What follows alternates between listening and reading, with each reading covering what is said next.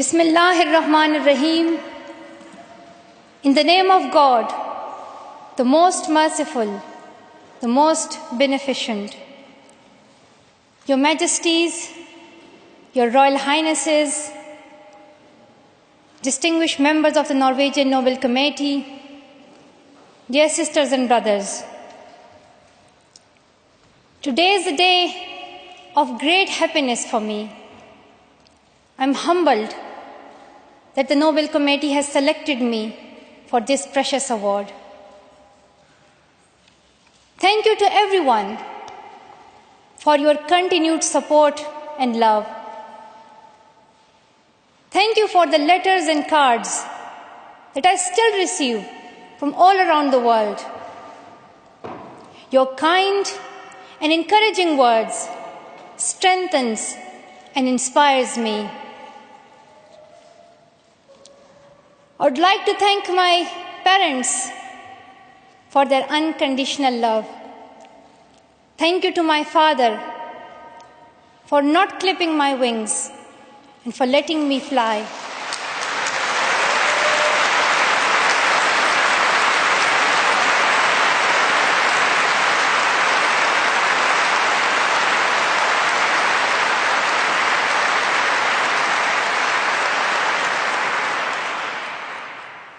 Thank you to my mother for inspiring me to be patient and to always speak the truth, which we strongly believe is the true message of Islam.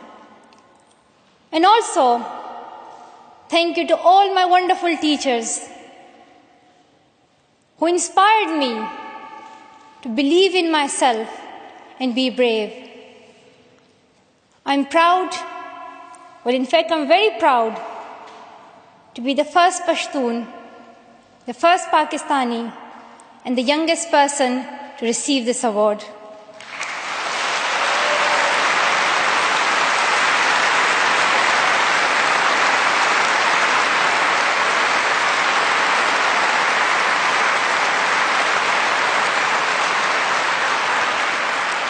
Along with that, I'm pretty certain that I'm also the first recipient of the Nobel Peace Prize who still fights with her younger brothers.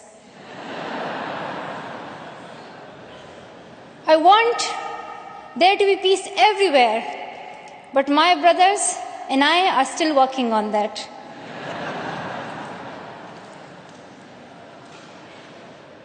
I'm also honored to receive this award together with Kailash Satyarthi, who has been a champion for children's rights for a long time, twice as long, in fact, than I have been alive.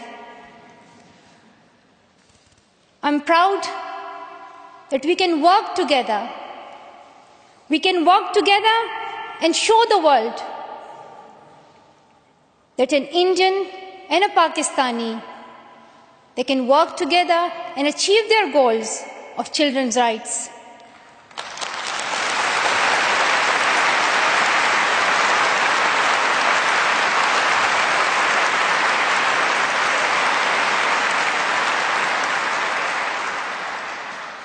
Dear brothers and sisters, I was named after the inspirational Malala of Maiwand, who is the Pashtun Joan of Arc. The word Malala means grief-stricken, sad. But in order to lend some happiness to it, my grandfather would always call me Malala, the happiest girl in the world. And today, I'm very happy that we are together fighting for an important cause. This award is not just for me. It is for those forgotten children who want education. It is for those frightened children who want peace. It is for those voiceless children who want change. I'm here to stand up for their rights, to raise their voice, It is not time to pity them. It is not time to pity them. It is time to take action. So it becomes the last time. The last time. So it becomes the last time that we see a child deprived of education.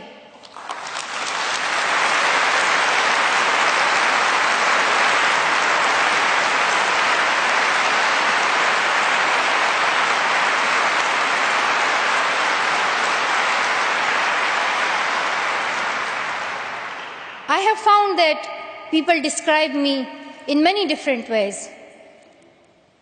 Some people call me the girl who was shot by the Taliban, and some the girl who fought for her rights.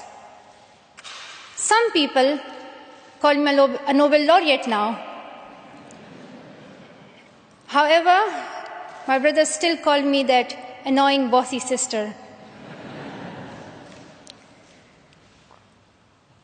As far as I know, I'm just a committed and even stubborn person who wants to see every child getting quality education, who wants to see women having equal rights, and who wants peace in every corner of the world.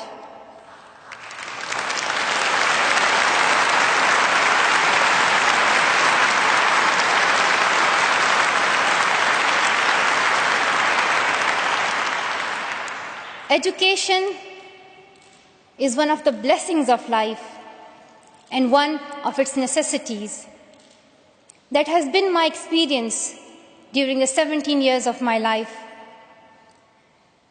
In my paradise home, Swat, I always loved learning and discovering new things. I remember when my friends and I would decorate our hands with henna on special occasions. And instead of drawing flowers and patrons, we would paint our hands with mathematical formulas and equations. We had a thirst for education. We had a thirst for education because our future was right there in that classroom. We would sit and learn and read together. We loved to wear neat and tidy school uniforms. And we would sit there with big dreams in our eyes. We wanted to make our parents proud and prove that we could also excel in our studies and achieve those goals which some people think only boys can. But things did not remain the same. When I was in Swat, which was a place of tourism and beauty, suddenly changed into a place of terrorism. I was just 10 that more than 400 schools were destroyed. Women were flogged. People were killed. And our beautiful dreams turned into nightmares. Education went from being a right to being a crime. Girls were stopped from going to school. We could not just stand by and see those injustices of the terrorists, denying our rights, ruthlessly killing people, and misusing the name of Islam. We decided to raise our voice and tell them, have you not learned that in the Holy Quran Allah says, if you kill one person, it is as if you kill the whole humanity? Do you not know that Muhammad, peace be upon him, the Prophet of mercy, he says, do not harm yourself or others. And do you not know that the very first word of the Holy Quran is the word Iqra, which means read.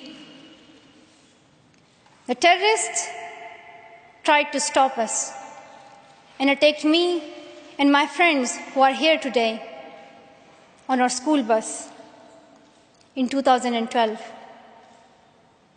But neither their ideas nor their bullets could win. We survived. And since that day, our voices have grown louder and louder.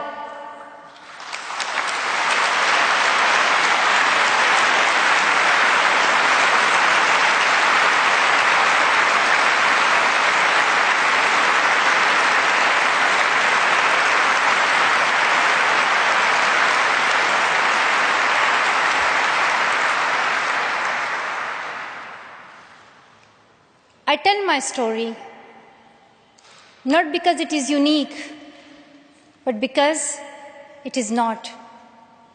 It is the story of many girls. Today, I tell their stories too.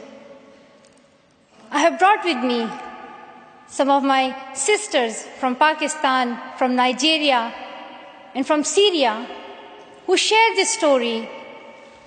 My brave sisters, Shazia and Kainat, who were also shot that day on our school bus. But they have not stopped learning. And my brave sister, Kainat Somro,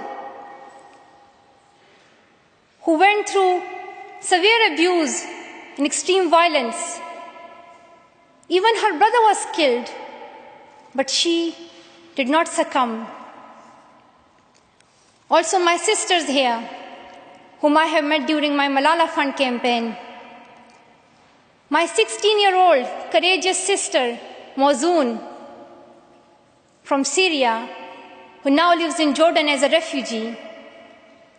And she goes from tent to tent, encouraging girls and boys to learn.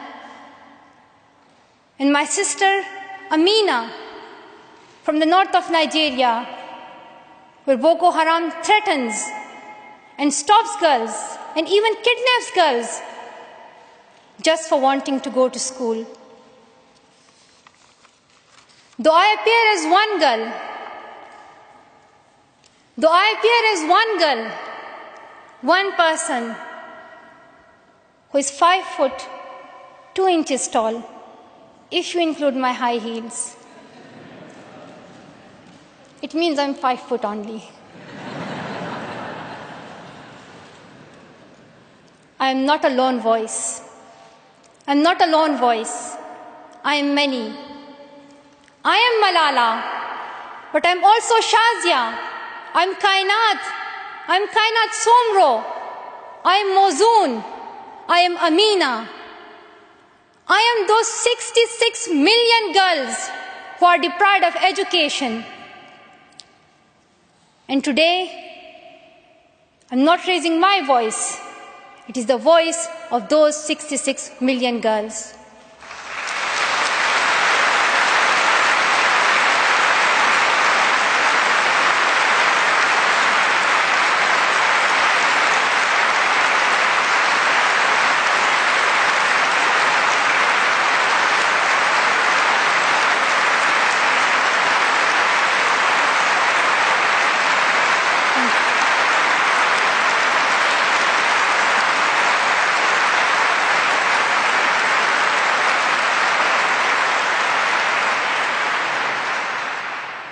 Sometimes people like to ask me, why should girls go to school? Why is it important for them? But I think the more important question is, why shouldn't they? Why shouldn't they have this right to go to school? Dear brothers and sisters, today, in half of the world, we see rapid progress and development. However, there are many countries where millions still suffer from the very old problems of war, poverty, and injustice. We still see conflicts in which innocent people lose their lives and children become orphans. We see many people becoming refugees in Syria, Gaza, and Iraq. In Afghanistan, we see families being killed in suicide attacks and bomb blasts. Many children in Africa do not have access to education because of poverty. And as I said, we still see girls who have no freedom to go to school in the north of Nigeria. Many children in countries like Pakistan and India, as Kailash Satyarthi mentioned, many children, especially in India and Pakistan, are deprived of their right to education because of social taboos, or they have been forced into child marriage or into child labor. One of my very good school friends, the same age as me, who has always been bold and confident girl, dreamed of becoming a doctor. But her dream remained a dream. At the age of 12, she was forced to get married. And then soon, she had a son. She had a child when she herself was a child, only 14. I know that she could have been a very good doctor, but she couldn't because she was a girl. Her story is why I dedicate the Nobel Peace Prize money to the Malala Fund to help give girls quality education everywhere, anywhere in the world, and to raise their voices. The first place this funding will go to is where my heart is, to build schools in Pakistan, especially in my home of Swat and Shangla.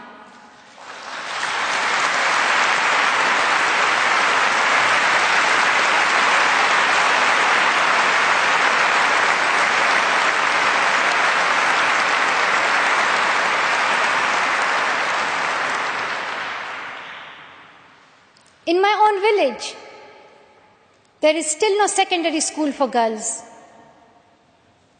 And it is my wish and my commitment, and now my challenge, to build one so that my friends and my sisters can go there to school and get quality education, and they get this opportunity to fulfill their dreams. This is where I will begin, but it is not where I will stop. I will continue this fight until I see every child in school. Dear brothers and sisters, great people who brought change, like Martin Luther King and Nelson Mandela, Mother Teresa and Aung San Suu Kyi, once stood here on this stage.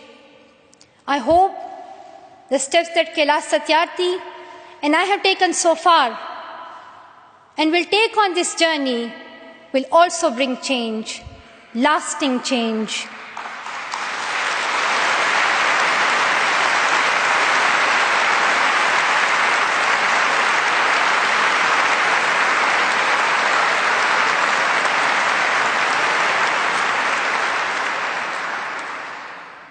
My great hope is that this will be the last time. This will be the last time we must fight for education. Let's solve this once and for all. We have already taken many steps. Now it is time to take a leap. It is not time to tell the world leaders to realize how important education is. They already know it. Their own children are in good schools. Now it is time to call them to take action for the rest of the world's children.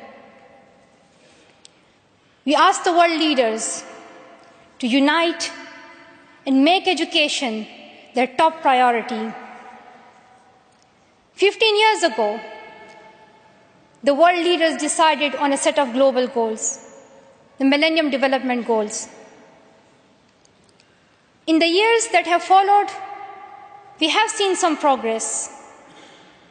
The number of children out of school has been halved, as Kailash Satyarthi said. However, the world focused only on primary education, and progress did not reach everyone. In year 2015, representatives from all around the world will meet in the United Nations to set the next set of goals, the Sustainable Development Goals. This will set the world's ambition for the next generations. The world can no longer accept that basic education is enough. Why do leaders accept that for children in developing countries, only basic literacy is sufficient when their own children do homework in algebra, mathematics, science, and physics? Leaders must seize this opportunity to guarantee a free, quality, primary and secondary education for every child.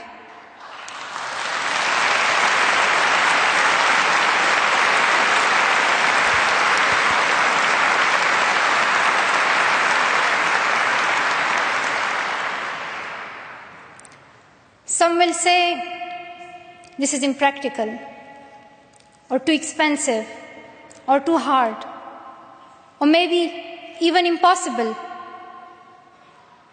But it is time the world thinks bigger. Dear sisters and brothers, the so-called world of adults may understand it, but we children don't. Why is it that countries which we call strong are so powerful in creating wars, but are so weak in bringing peace? Why is it